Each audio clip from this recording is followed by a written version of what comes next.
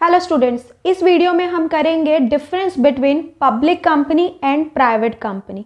पहला point of difference बनता है minimum number of members. Private company को बनाने के लिए कम से कम कितने मेंबर्स की जरूरत पड़ती है? 2। और पब्लिक कंपनी को बनाने के लिए कम से कम कितने मेंबर्स की जरूरत पड़ेगी? 7। क्लियर है? सेकेंड पॉइंट ऑफ डिफरेंस है मैक्सिमम नंबर ऑफ मेंबर्स।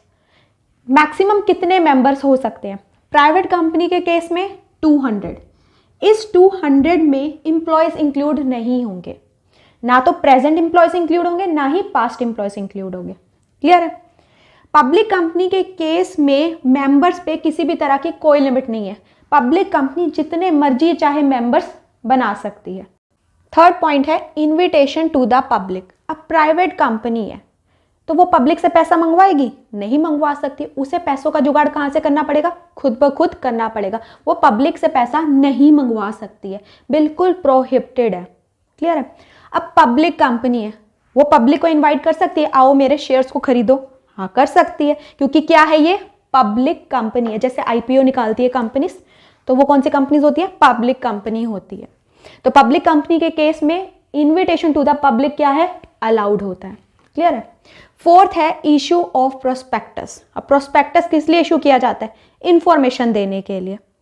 जब प्राइवेट कंपनी ने पब्लिक से पैसा मंगवाना ही नहीं है तो वो प्रोस्पेक्टस इशू करेगी? नहीं करेगी, जरूरत ही नहीं है। अब और पब्लिक कंपनी ने क्या करना है? लोगों से पैसा मंगवाना है, तो कंपनी के बारे में इंफॉर्मेशन तो देनी ही पड़ेगी। तो प्रोस्पेक्टस इशू करना मैंडेटरी है पब्लिक कंपनी के केस में। क्लियर है? फिफ्थ है commencement of business. Company business कब स्टार्ट कर सकती है? प्राइवेट कंपनी के केस में जब कंपनी को सर्टिफिकेट ऑफ इनकॉर्पोरेशन मिल गया, उसके बाद कंपनी बिजनेस स्टार्ट कर सकती है। बट पब्लिक कंपनी के केस में ऐसा नहीं होता है। उन्हें सर्टिफिकेट ऑफ इनकॉर्पोरेशन के साथ साथ सर्टिफिकेट ऑफ कमेंसमेंट की भी जरूरत होती है। इस सर्टिफिकेट के बिना कंपनी अपना बिजनेस स्टार्ट नहीं कर सकती। सिक्स्थ पॉइंट ऑफ डिफरेंस है transfer of shares. Private company के जो मेंबर्स होते हैं वो अपने शेयर्स को फ्रीली ट्रांसफ़र नहीं कर सकते। उनके ऊपर रिस्ट्रिक्शंस होती हैं जो प्राइवेट कंपनी के आर्टिकल ऑफ एसोसिएशन के अंदर लिखी गई होती है। क्लियर है? पब्लिक कंपनी के केस में जो शेयर्स होते हैं वो फ्रीली ट्रांसफरेबल होते हैं। मेंबर्स किसी को भी जब मर्जी चाहे शेयर्स को ट्रांसफ़र कर सकते हैं। सेवंथ है स्टैच्यूटरी मीटिंग। अब सबसे पहले समझो स्टैच्यूटरी मीटिंग क्या होता है। स्टैच्यूटरी मीटिंग होती है first meeting of the share holder, जो एक पर्टिकुलर टाइम पीरियड के अंदर रखनी ही पड़ती है। और ये मीटिंग कंपनी की लाइफ में सिर्फ एक बार रखी जाती है। क्लियर है? प्राइवेट कंपनी को ये मीटिंग रखने की ज़रूरत नहीं होती है, बट पब्लिक कंपनी के केस में स्टैच्यूटरी मीटिंग रखना कंपल्सरी है। क्लियर है? एट्थ है नंबर ऑफ डायरेक्टर्स।